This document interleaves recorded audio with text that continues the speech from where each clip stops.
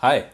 कौन सा ऐसा पेंशन उपाय है जो आपको पूरी जिंदगी खर्च करने की फ्रीडम दे, अपनी मर्जी से जितना चाहे खर्च करें, चाहे आप जॉब 60 की एज पे छोड़ें या फिर अगले 5 साल में? कौन सा ऐसा तरीका है जो आपको हर 5-10 साल में कार बदलने की फ्रीडम, हर साल 2 वेकेशन, बच्चों को जॉब छोड़ने के बाद गिफ्ट देने की फ्रीडम और घर को रिनोवेट कराने की, लाइफस्टाइल को मेंटेन करने की फ्रीडम दे आपको? हर आदमी का सवाल होता है कि मैं रिटायर होऊंगा, 55 पे हूं, 60 पे हूं, 65 पे हूं, मुझे अगर 30 से 40 साल जॉब के बाद जीना है, लाइफ को एंजॉय करना है, अपनी डिग्निटी मेंटेन करनी है, तो मुझे हर महीने इनकम चाहिए। तो रिटायरमेंट कॉर्पस जानना ज़रूरी है।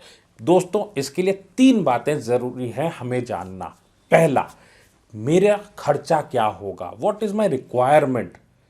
मैं अगर 60 पे रिटायर होता हूं तो उस साल का खर्चा क्या होगा, बढ़ते हुए खर्च के साथ मेरे को कितने पैसे की ज़रूरत पड़ेगी हर साल, डिपेंडेंट्स कौन कौन से हैं, कौन कौन लोग हमारे साथ हैं।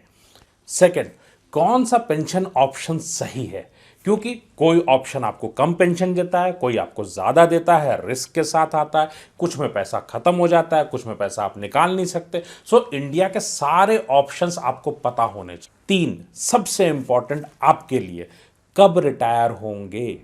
45 के बाद जॉब कभी भी जा सकती है, अपनी मर्जी से छोड़ें, प्रेशर नहीं हैंडल कर सकते, इतना प्रेशर लेना नहीं चाहते, या आपको लगता है कि आपको 60 पे रिटायरमेंट लेना है, कभी भी आप रिटायर हो, बट कब, वो आपको प्लान करना पड़ेगा ताकि हर महीने आप अपने इन्वेस्टमेंट को प्लान कर सके सही स्ट्रैटेजी से। सारी चीज़ों को कवर करूंगा। ये सेकंड पार्ट है रिटायरमेंट प्लानिंग का। तो हम लोग पेंशन के ऊपर बात कर रहे हैं, कौन से पेंशन ऑप्शंस आपके लिए सबसे ज़्यादा ज़रूरी है। थर्ड पार्ट में मैं लेके आऊंगा कि कैसे स्टेप बाय स्टेप आप उसको प्लान करें, अपना कॉर्पस को। लास्ट तक वीडियो को देखिएगा। आपको कोई भी पॉइंट ऐसा लगे जो आपको गलत है तो अपने सीए एडवाइजर से चेक करके मुझे आप कमेंट्स में बताइए, चैलेंज है मेरा। आइए हम लोग एक्सेल पे चलते हैं। कैसे डिसाइड करेंगे कि कौन सा ऑप्शन आपके लिए सबसे बढ़िया है। आपके लिए पेंशन प्लान अच्छा है, एफडी अच्छी है, सीनियर सिटीजन्स का फंड अच्छा है, या आपके लिए पोस्ट ऑफिस का एमआईएस अच्छा है, या आपके लिए म्यूचुअल फंड अच्छा है, कौन सा? फ्रेंड्स, कोई भी नहीं और सारे बढ़िया हैं अपने आप में। डिपेंड ये करता है कि आपकी जरूरत को कौन सी स्कीम पूरा करेगी। इनमें से कोई पूरा करेगी या कुछ और या आपका अपना। तो आप अपने एडवाइजर से भी जरूर पूछिएगा, आज ही पूछिएगा कि भाई मेरे को मेरे खर्चे के हिसाब से बताओ। तो अभी हम लोग जो डिस्कस करेंगे उसी पैरामीटर पे। तो पैरामीटर तो सबसे पहले बन जाता है, कैसे? आप खुद बनाते हैं। आपका पैरामीटर क्या है बेस्ट स्कीम चुनने का? कमेंट्स में जरूर बताइएगा मुझको।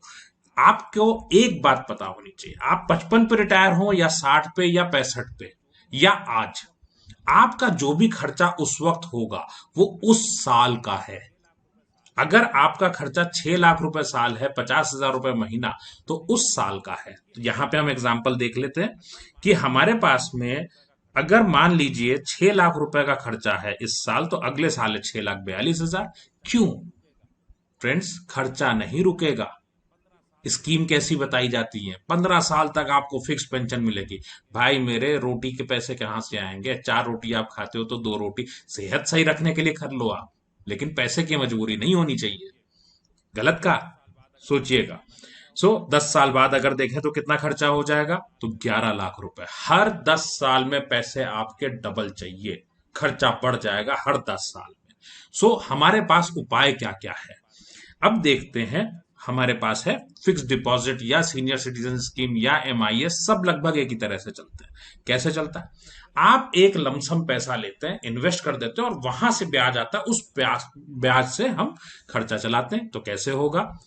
1,40,40,00,000 रुपए जमा कर दिया हमने, अब 7,70,000 रुपए मिले, 6 लाख का महज खर्चा है। अरे पैसा कभी खत्म ही नहीं होना, हमेशा चलता रहेगा। देख लेते हैं, 1,70,000 ज्यादा है हमारे पास, क्या होगा? 1 साल, 2 साल, फ्रेंड्स, 5वें साल में माइनस हो गया। 5वें साल में पैसा कम पड़ने लगा, क्योंकि ब्याज तो फिक्स्ड है। अब आपकी खर्चे बढ़ते जा रहे हैं हर साल कम से कम 7%, और कोई खर्चा कम नहीं होता। आपका जो पैसा कम होगा, जो ऑफिस आने जाने में खर्चा कम होने वाला है, वो आपका दवाओं पे निकल जाएगा, डॉक्टर का बिल बढ़ जाएगा, बच्चों के गिफ्ट बढ़ जाएंगे, क्योंकि हमको बच्चों के साथ टाइम एंजॉय करना है। और आजकल माता पिता बच्चों का टाइम खरीदते हैं, टिकट भी वही दे देते हैं कि चलो वेकेशन पे साथ में चलते हैं। सो बट एफडी में क्या एक आसानी है, आप पैसा विड्रॉ कर सकते हैं कैपिटल में से भी, तो 1 करोड़ 40 लाख में से भी विड्रॉल किया जा सकता है। तो ये उनके लिए सुविधाजनक है जो इसको ऑप्शन को लेना चाहें। सेकंड पॉइंट, यहां पे अगर आप विड्रॉल लेते हैं तो पैसा कम भी होगा, याद रखिएगा। दूसरा ऑप्शन देख लेते हैं, पेंशन प्लान। बहुत पॉपुलर है, लोगों को लगता है चलो पेंशन प्लान में डाल देंगे। कैसे काम करता है फ्रेंड्स, पैसा आपने डाल दिया, आपके जीवन में कि मूलधन वापस नहीं आएगा। अगर आप वो ऑप्शन लेते हैं जिसमें आपको मूलधन वापस आए, तो इतने पैसे मिलेंगे जरा से। जैसे मैं एग्जांपल देता हूं, एक बहुत बड़ी कंपनी में मैंने पूछा आज से 2004 में कि पेंशन आएगी, बोले सब बोले पेंशन आएगी, कितनी आ रही है, 4000 रुपए महीना। आज तो पेंशन नहीं चाहिए आपको, ये नहीं चाहिए कि मेरे की लाइफ बहुत अच्छी हो जाएगी पेंशन ना। घर चलाने के लिए अगर 2 लीटर का दूध आता है पैकेट डेली, तो 2 लीटर का दूध का पैकेट चाहिए। 80 रुपए का लीटर हो रहा है मेट्रो सिटीज में। सो आपको खर्चा बढ़ा के चाहिए। अब पेंशन प्लान कैसे चलता है, आपको इनिशियली इसमें पेंशन में ब्याज और आपका मूलधन दोनों वापस आता है। तो आपने बेस्ट पेंशन ली जिसमें हाईएस्ट मिलेगी, तो बाद में पैसा खत्म हो जाएगा। अब कैसे होगा ये, आप अगर देखें तो 10 साल बाद 15 साल बाद आपका पैसा एकदम से शॉर्ट पड़ गया। महीने की जरूरत है 100 रुपए की, मिल रहे हैं हमको 70 रुपए। महीने की जरूरत है 100 रुपए की, 20 साल बाद हमको मिल रहे हैं उसमें से महज 50 रुपए। तो क्या हम लाइफ चला पाएंगे फ्रेंड्स, उस वक्त कमा नहीं सकते, याद रखिएगा। क्या उस वक्त कमा पाएंगे, पॉसिबल ही नहीं है। 75 की एज में हमें एंजॉय करना है लाइफ को, और ये चैनल इसीलिए बनाया गया है। अब बात आती है म्यूचुअल फंड की। म्यूचुअल फंड पे जब हम जाते हैं तो म्यूचुअल फंड में एक लिबर्टी मिलती है कि मैं एक्स्ट्रा पैसा विड्रॉ कर सकता हूं। तो मैंने 1 करोड़ 40 लाख रुपए डाल दिए। कितना हमारा खर्चा था, 6 लाख रुपए पहले साल का, दूसरे साल का 6,42,000। तो हमने इस तरह से विड्रॉल लिया कि हर साल पैसा बढ़ के मिले। नतीजा क्या होगा, नतीजा ये है कि महज 23 साल में पैसा पूरा शून्य हो गया, जीरो। अब पॉइंट ये आता है कि मैं लाइफ कैसे चलाऊं। ये ऑप्शन हमने देखे, कोई ऑप्शन बुरा नहीं है। आपके पास ज्यादा पैसे हैं, आप म्यूचुअल फंड से कर लीजिए। आपके पास बहुत ज्यादा पैसे हैं, आप पेंशन प्लान से कर लीजिए, आप एफडी से कर लीजिए। बट सूटेबल कौन सा है, हमको क्या चाहिए। हर 10 साल में मैं गाड़ी बदल पाऊं, कम से कम बच्चों को बुला पाऊं, वेकेशन पे जा पाऊं, बच्चे के पास टिकट मैं अपने से खरीद के जाऊंगा या बच्चा टिकट भेजे। मेरी चाहत क्या है फ्रेंड्स, पैसे अगर होते हैं हमारे पास तो बच्चा टिकट भेजे, अच्छा लगता है, नहीं होते तो खुद गर्जी आती है। सो प्लान करना पड़ेगा। चौथा ऑप्शन कौन सा है देख लेते हैं, रेंटल इनकम, जो कि मिडिल क्लास में बहुत पॉपुलर नहीं है। क्यों, क्योंकि हमें ये एसेट क्लास ऐसा लगता है जिसमें झंझटें हैं और रिस्क बहुत है, क्योंकि पूरा पैसा एक जगह लगा होता।